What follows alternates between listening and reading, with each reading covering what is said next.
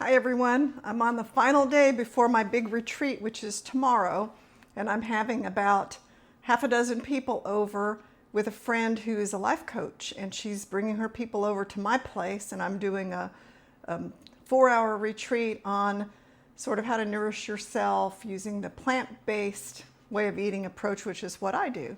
And one of the final things I have left to make in preparation is my cheese ball made from cashews. So I have all the ingredients on my tray, and this is a really popular recipe. There's quite a few ingredients, but not that many. And I've made this many times, and one of the final ingredients is over here is pecans that I've toasted in the oven at 350 for about 5 minutes. But this is a really popular recipe, and I've made it usually whenever I have a retreat. I make this and people love it, and it's always gone. It's always eaten up. So I've just decided I need to make it every time I have a gathering. So I have a cup and a half of cashews that have been soaking for several hours, and I'm going to drain them. I've got my strainer here. I'm going to drain them really well. Try to get all of them in there. And I'm going to put them in my blender. I'm going to try in the blender this time, a Vitamix blender. And it's important to soak your cashews. Hey, Tori. They're just walked by the dog. Come here, honey. Come say hello. Come say hello. This is Tori. I don't know if you can see her. Hey, come back here where people can see you. Come over here.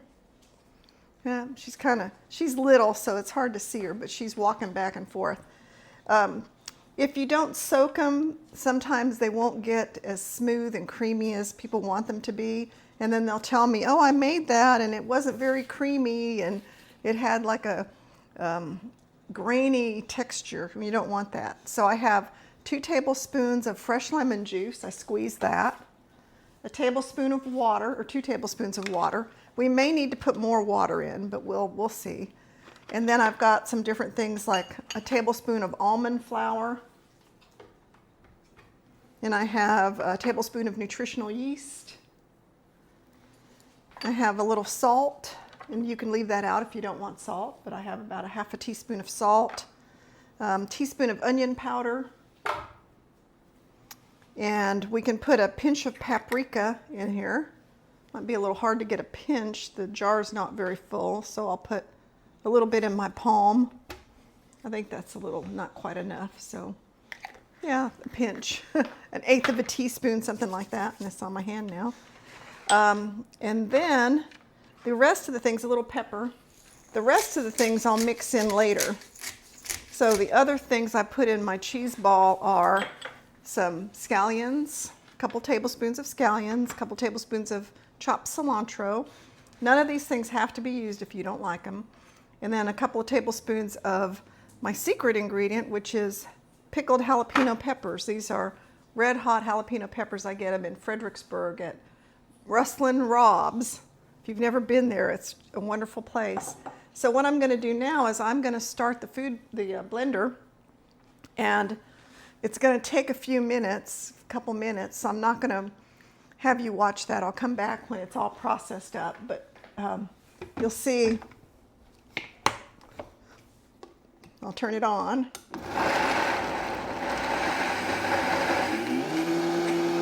And you'll see it kind of will get stuck. So what I'm going to have to do is I'm going to have to take my handy tool or my other tool, you know, the one that people use that, of course it's hidden, but you know, it mashes everything down. I'll get that one out and I'll use both of those, and I'm going to try to get this going. I'll come back on when it's blending so you can see it. I just wanted to show you the tool that I'm talking about. It's the tamper tool. And you can see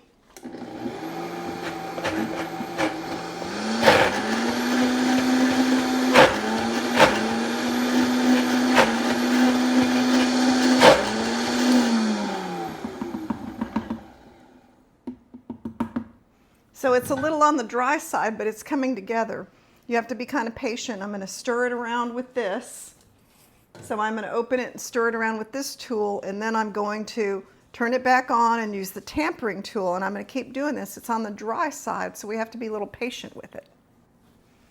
So I've messed around with it quite a bit, And by using the tamper tool and this to mix it up a couple times, it didn't take much longer, and I was able to get it nice and smooth.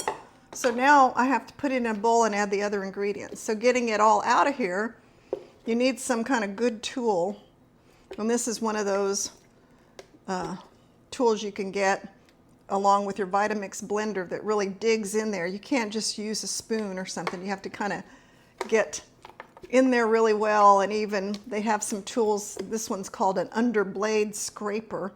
So it has two sections. It's got this section where it just gets something out, but then it's got another side, a bottom side, where you can get under the blades. And I still have quite a bit to get out, just regular. It's not an easy thing to be thorough and get it all out. And I want to make sure I get all of it because it's a popular thing. And I don't want to leave it in the blender. So that's why you need some of these special tools. Okay, so I got most of it, and then I'm going to use the underblade tool for the rest of it. So you see, whoops, it's probably a dumb place to scrape it. Okay, so let's see if I can get what's left under the blade with the other end of this tool to show you. Okay, so I got most of it out, and then I can flip this over, and you see it has this tool, and that goes under the blade. And then I can get out anything that's stuck under there. And there wasn't that much, it was just a little.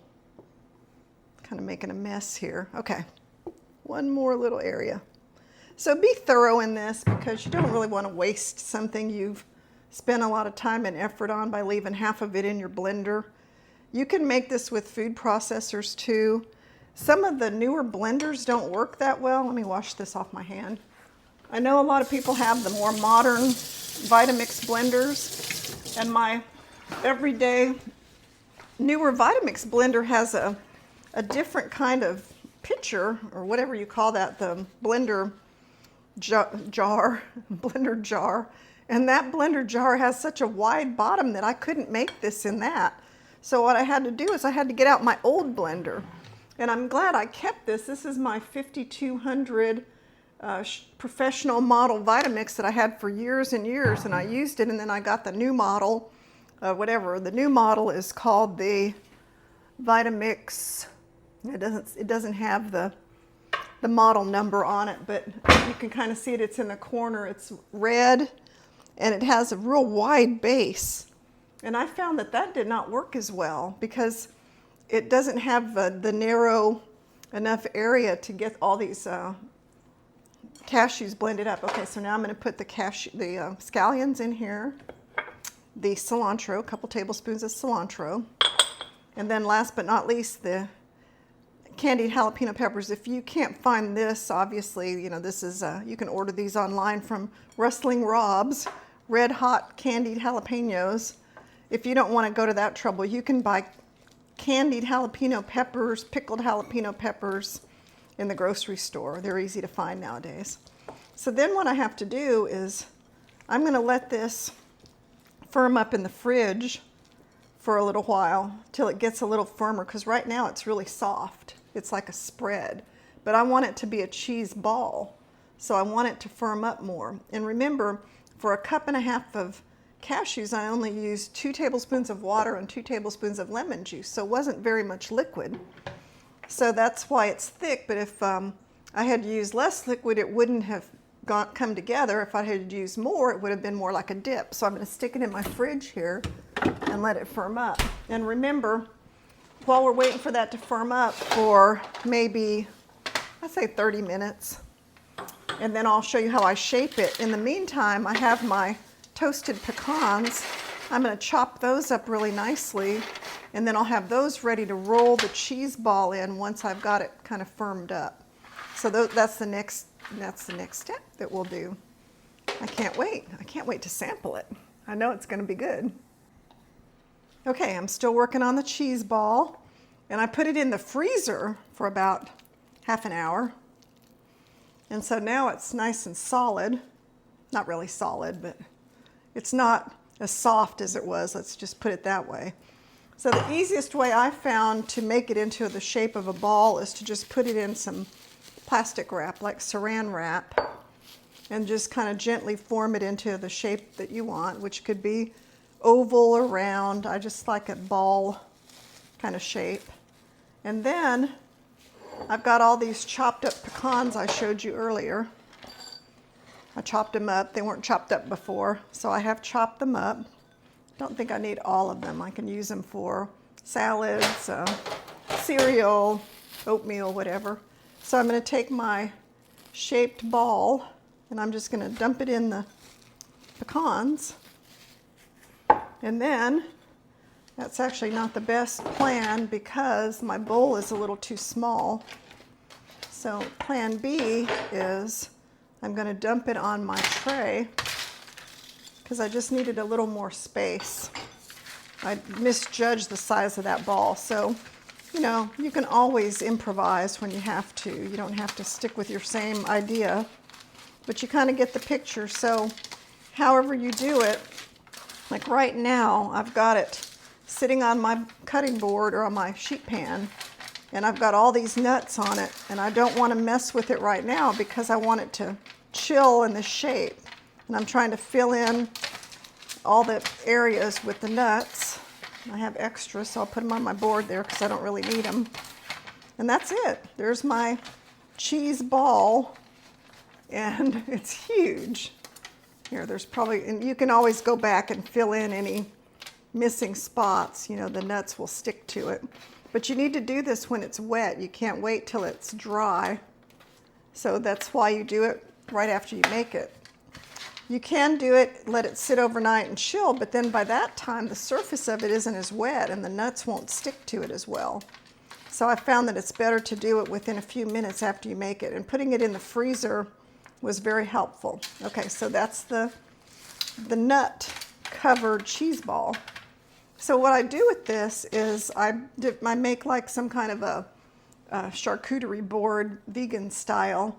I put this on a nice wooden tray, and then I'm going to surround it with vegetables like carrots, cucumbers, those like multicolored carrots, cucumbers, bell peppers, and I have Mary's Gone crackers, which are some crackers that are oil-free that have a really good flavor, so I'll put those on the tray. Grapes, some nuts, pickles, olives, just a lot of really good stuff. So I will post a picture of my vegan board, snack board, whatever you want to call it, tomorrow after I make it. But for tonight, I just wanted to get the nice cashew cheese ball made to put in the refrigerator overnight. I'll probably put it in on a smaller plate, and I don't really need it on this big sheet tray. But since it's on parchment paper, it's real easy for me to move it. I can move it to wherever I want. I can cover it up like that, and then I can just set it on some other kind of small plate, and that's exactly what I plan to do. And I did taste a little bit of it. Looks like I had a little bald area over here. I did taste it earlier in between my coming back on camera, and it was really good.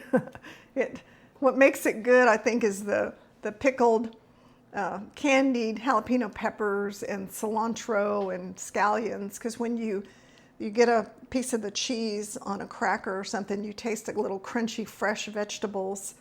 So whenever I make this and put it on my vegan snack board, it disappears very fast, and people never fail to ask, what is that? What is that, cheese ball? Where did you get that? And I'll just say, well, I just made it with some raw cashews. If you were to go buy this cheese ball in the store, if you could even find it, which I don't know that you could find it, it would cost quite a bit, because things that are already prepared always cost more, especially if they use fresh nuts, roasted nuts, whatever. So it's very cost effective to make this and take it to a party or serve it at the holidays. It's really good for holidays. So I hope you make this. It's called the Cashew Cheese Ball. And I taught this in a class called the Plant-Based Picnic Box. I can't remember. I've taught it in a couple of my classes. And I even have a whole written recipe called How to Make a Plant-Based Snack Nibble Board that includes a cashew ball, raw vegetables, hummus, homemade crackers or Mary's Gone crackers, apple chips, raisins, edible flowers, nut butter, sugar-free jam, fresh herbs, fig leaves, vegan kimchi, dates, fresh fruit, pickles and hot peppers, oil-free sourdough bread or whole grain bread. So this is like my party board, and I have made that successfully for many events and invited people over, and they've really liked it. So this is like the centerpiece. So I hope you make it and love it, and thanks for watching. Bye-bye.